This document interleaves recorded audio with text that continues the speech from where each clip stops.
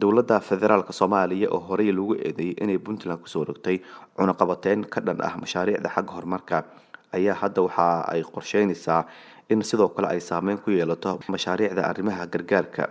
dhawaan shirka dhacay magaalada Gaalkacyo ayaa waxa isugu yimid qaar ka mid ah dowladaha xubnaha ka ah dowladda federaalka, sidoo kale hay'adda u qaabilsan dowladda arrimaha gargaarka ee Sodma iyo waliba hay'adda u qaabilsan dowladda diiwaangelinta muwaadiniinta.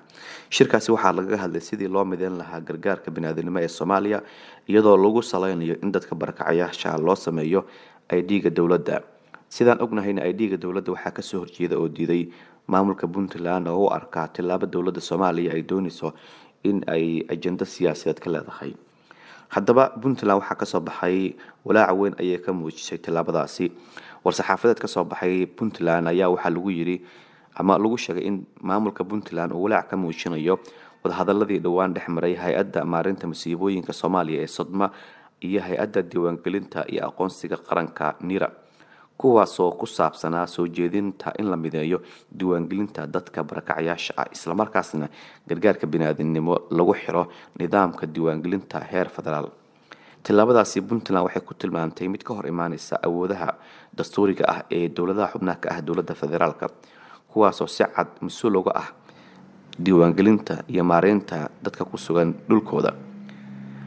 Puntland waxay sheegtay isku day walba oo lagu baabi'inayo awoodahan inay hoos u dhigayaan qaab dhismeedka dowladnimo ee federaalka ee ku xusan dastuurka ku meel gaarka ee Soomaaliya.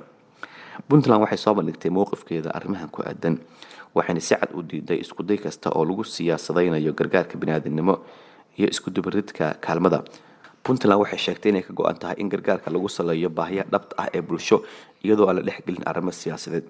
Puntland waxa kale oo sheegtay in loo baahan yahay in loo qaybiyo kaalmada si ku saleysan baahi halkii ay noqon lahaayeen dana siyaasadeed si loo xaqiijiyo hufnaanta iyo cadaaladda.